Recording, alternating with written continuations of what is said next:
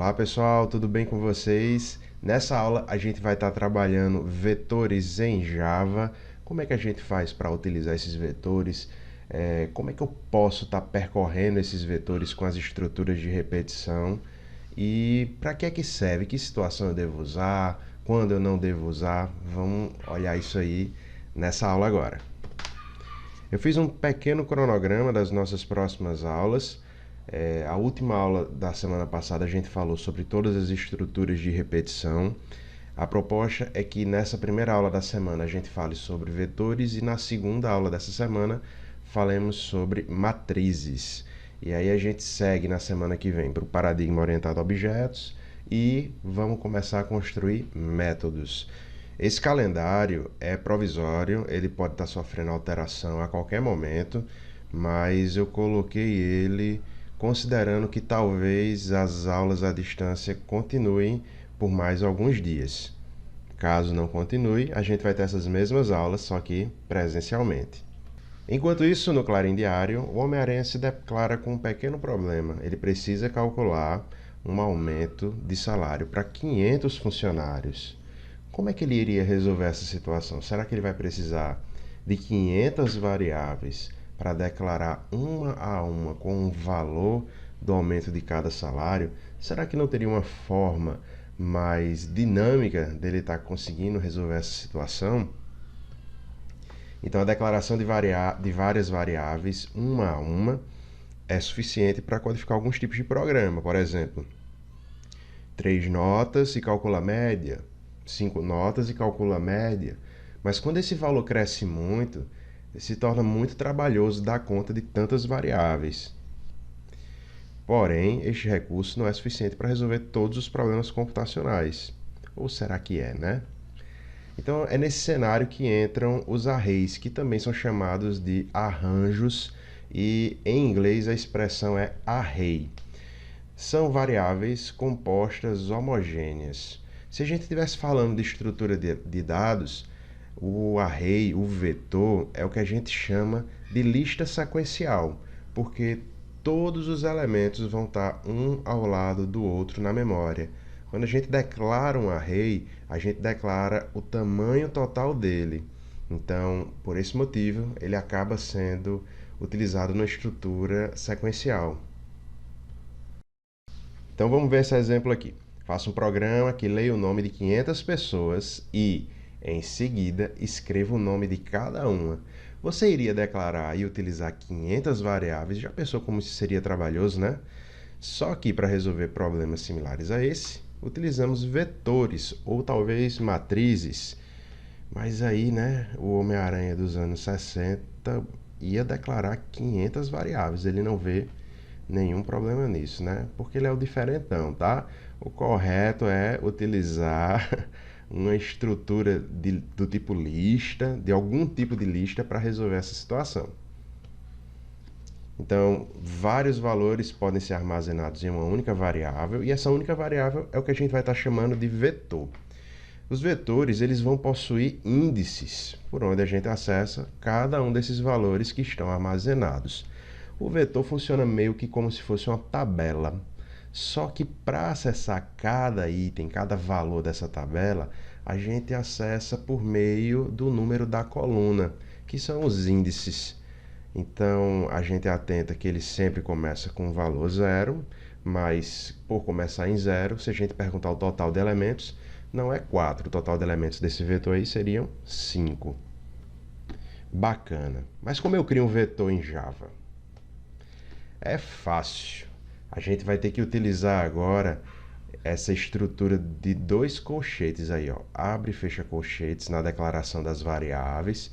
Agora, nota como ele pode estar tanto coladinho no tipo de dados inteiro, quanto ele pode estar colado no identificador da variável, que a gente está chamando aí de idades.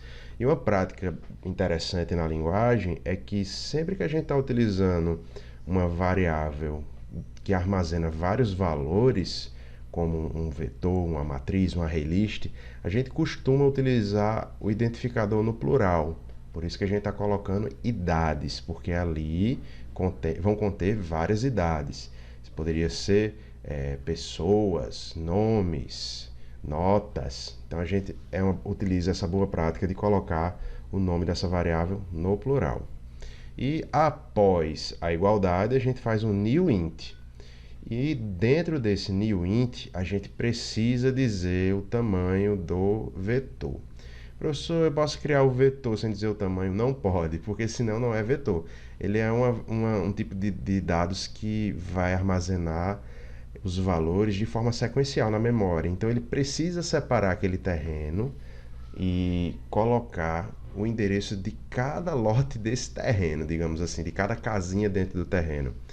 Então, quando a gente cria o vetor, a gente já separou o espaço de memória total dele na memória e deixou para o usuário utilizar. Então, qualquer valor que se armazena, ele já tem o lugarzinho dele na memória. Tem outras formas também de declarar, você não precisa necessariamente fazer a linha completa, né, que a gente apresentou no slide anterior. Você pode só declarar a variável do vetor, int v1, beleza, v1 vai ser um vetor, mas a gente não sabe o tamanho dele, ele ainda não foi instanciado. E aí, na segunda linha, a gente pode inicializar esse vetor, esse array. Por exemplo, colocar v1 igual a new int 3, ou mesmo fazer a linha completa, não teria problema nenhum. Já para colocar valores em cada posição, a gente vai pegar V1 e colocar entre os colchetes o número da posição que a gente quer estar colocando um valor ali dentro. E como é um vetor de inteiros, só pode cair ali dentro valores do tipo inteiro. Como atribuir valores a um vetor? Primeiro, a gente tem que fornecer um índice que indica a posição onde um determinado valor vai ser armazenado no vetor.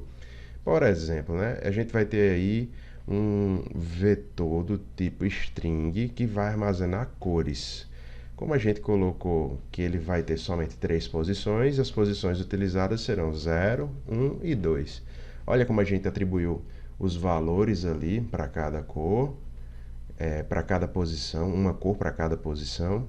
E nas linhas de baixo, como a gente cria um systemout.println fazendo a exibição de cada um dos elementos que compõem esse vetor. Esse é o momento que você pausa o vídeo e vai testar, vai codificar aí o teu programa para ver se você conseguiu fazer corretamente e fazer exibição de cores aí. No caso, no console vai aparecer o quê? Vermelho, amarelo e azul. Pergunta agora, o que vai aparecer no console? Olha esse trecho de código aí, int v2 new int 3. Aí eu atribuí na posição 0 o valor 1, na posição 1 o valor 12, na posição 2 o valor 88. E aí eu fiz uma exibição, ó, mostra primeiro quem está na posição 2, depois na posição 1, depois na posição 0. Meio que fazer invertido, né?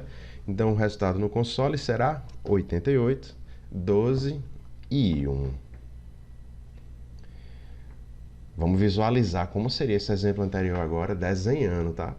Então é como se a gente colocasse o número 1 ali na posição 0, na posição número 1 eu coloquei o valor 12 e na posição número 2 eu coloquei o valor 88. Qual é o tamanho, qual é o length dele? É 3, porque tem 3 posições. Como é que a gente pode fazer para acessar o primeiro e o último índice? Então, o primeiro é fácil, né? Primeiro tu pensa, é só colocar o valor 0. Beleza, tá certo? É só colocar o valor 0. Mas e o último? Para tu acessar o último, a gente vai usar o membro de classe length.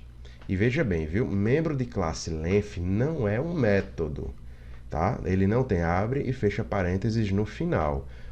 Quando a gente cria um vetor, a gente está tendo uma variável ali na classe que a gente acaba chamando membro de classe, que é criada no automático, que está armazenando sempre o tamanho dele. E a gente consegue fazer a recuperação desse valor com o length. Length é o tamanho total, só que o tamanho total, a quantidade de elementos, não representa a última posição. O que representa a última posição é esse valor menos 1.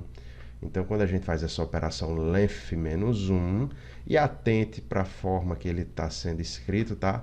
TH no final, cuidado para não escrever HT. Então, quando a gente faz essa operação length menos 1, a gente acha a posição do último elemento do vetor. E se a gente quisesse inicializar um vetor com vários valores? A gente viu que é possível criar a variável vetor atribuir valores para cada posição ali, como está nesses primeiros trechos de código. Mas a gente tem uma segunda forma de fazer isso, que é criar o vetor, abrir a igualdade e jogar entre as chaves ali, ó, 2, 8 e 12. Qual é o resultado disso? Ele vai colocar 2 na posição 0, 8 na posição 1, 12 na posição 2. Ele atribui esses valores automaticamente com essa linha de código. E se eu quisesse preencher e mostrar os elementos de um vetor utilizando um for, como é que a gente faria isso? Então, para preencher um vetor, a gente vai ter que atribuir valores para cada uma de suas posições, né? Para acessar todos os valores contidos em um vetor, a gente vai ter que percorrer todas essas posições do vetor para obter cada um desses valores. Então, atenta que são duas coisas que a gente vai fazer. Uma é preencher com os valores e depois outra para percorrer exibindo os valores. Então, a gente vai precisar de 2 for para estar fazendo isso. Então, tem que implementar um mecanismo para controlar o valor do índice, ou seja, vai de 0 até quanto. E para percorrer um vetor, a estrutura de repetição for se apresenta como um bom recurso, mas a gente vai ver que pode utilizar while, por exemplo. A estrutura for vai permitir contar um valor inicial até um valor final, que deve coincidir com os índices do vetor que ele está percorrendo, porque se não coincidir, a gente vai ter uma exceção que a gente vai estar falando dela daqui a pouco. Como fazer tudo isso de uma maneira mais eficiente, né? Vamos dar uma olhada nos exercícios aqui. Olha esse daqui, a gente vai estar criando um vetor de 3 posições, digitando a idade, capturando a idade e em seguida exibindo essa idade, né? Então o Homem-Aranha já está observando ali, ó, quer dizer que usamos duas estruturas do tipo for, uma para ler os dados do usuário e outra para exibir. Interessante. Olha esses for aí, ó. Como é que eles estão? De 0 a 3, i++, digita a idade, entrada next int, com idades recebendo ali, ó, entre os colchetes a variável i, que é a variável do for. Porque ela vai ser 0 na primeira interação, 1 na segunda, 2 na terceira. Da mesma forma ali, ó, no segundo for, no systemout.println, idades i lá no final. E aí eu coloquei um trechinho de exibição, ó, idade na posição, aí tem um mais i ali, então ele vai dizer idade da posição 0 é essa, idade da posição 1 é essa, idade da posição 2 é essa. Vamos para os exercícios resolvidos. Então, primeiro exercício resolvido. Faça um programa em Java para ler 20 números inteiros em um vetor. E em seguida, o programa deve escrever cada número e sua posição no vetor. Tá, muito fácil. A gente acabou de fazer isso, né? Varei é igual ao exemplo lá em cima, só muda o tamanho. Não estou achando legal esse negócio de informar o tamanho do vetor, mas vamos em frente. Olha no for ali como está destacado em vermelho. Int i igual a 0, i menor que 20. Isso não é uma coisa muito interessante de fazer, porque caso a gente altere o tamanho do vetor, a gente vai ter que alterar esse número em todo o código. Não é uma prática muito interessante, mas a gente está apresentando ela para você ver que não é uma prática interessante. Exercício resolvido 2. Escreva um programa em Java para ler 10 números inteiros em um vetor e em seguida verifique se o número é maior que 5. Ao final, exiba a quantidade de números que foram maiores do que 5. E aí o Homem-Aranha está dando a dica ali, ó. Tenho que usar um condicional para verificar se o número é maior que 5, né? Isso, Homem-Aranha. Tem que usar esse condicional, porque quando for digitado um número maior que 5, ele entra nesse condicional e faz um armazenamento desse valor aí em outro vetor, né? Ou conta para dizer quantos foram maiores do que 5, que é o que o nosso exercício está pedindo, né? Então, ó, o for indo de 0 até ser menor do que 10, pede para digitar o número, lê o número digitado pelo usuário, ali, ó, números i, entrada.nextInt, e ali no trechinho em amarelo, ó, se o número da posição i, que é onde a gente está agora no for, for maior do que 5, conte mais, porque conte é a quantidade de números que foram digitados que são maiores do que 5. Outras formas de percorrer o vetor, vou mostrar para vocês como percorre com while. Então, caso a gente inicie esse vetor aí, ó, com os valores 2, 8 e 12, a gente coloca o i tendo o valor inicial 0, lembrando que é muito importante ter essa inicialização aí dessa variável fora da estrutura de repetição, porque senão ela fica sendo iniciada, né, caso ela tenha sido criada dentro. Então ele diz aí, ó, i menor que 3. Enquanto o i for menor que 3, escreva o valor que tem na posição i da variável vetor. Incrementa o vetor, i mais mais. E isso vai acontecer enquanto essa condição for satisfeita. Agora a gente não vai mais usar o número do vetor, do tamanho dele, da quantidade de posições. A gente vai usar o ponto length. Então a gente bota assim, ó, enquanto i menor que vetor.length.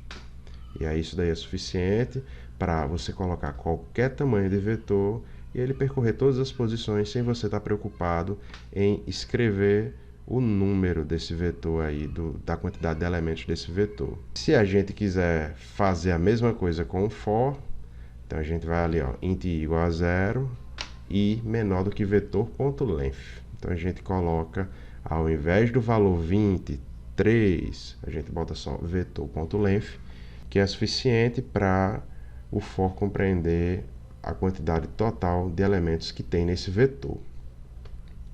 Alguns possíveis problemas que a gente pode ter é tentar acessar uma posição onde não tem nenhum elemento, ou mesmo pedir para exibir o vetor e não ter colocado o valor da posição que a gente quer que exiba, ou tentar acessar uma posição que não foi inicializada, né? Como é que vai acontecer em cada situação dessa?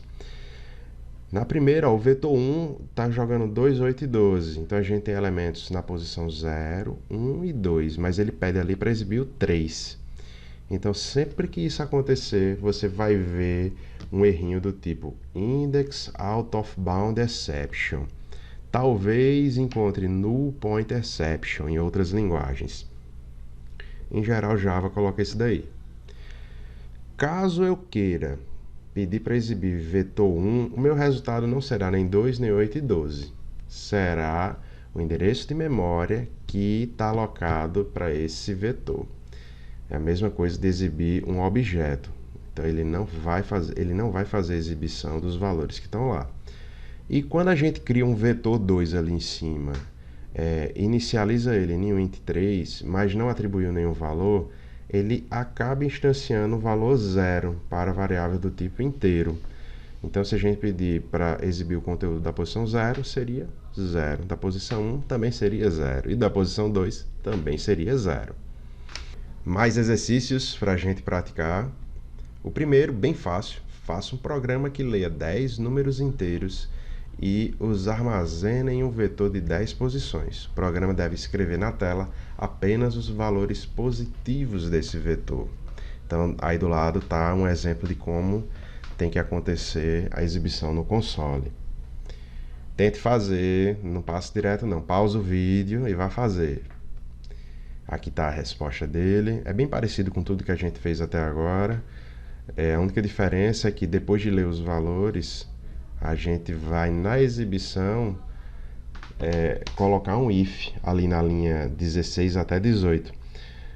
Esse if ele vai verificar se o valor por onde ele está passeando é maior do que, ou igual a 0. Se for, ele exibe, se não, ele entra na próxima iteração.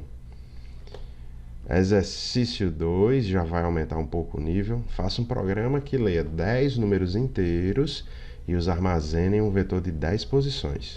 O programa deverá trocar todos os valores negativos do vetor por 0. E após a substituição, o programa deverá escrever todo o conteúdo do vetor na tela. Então, como é que a gente faria isso, né?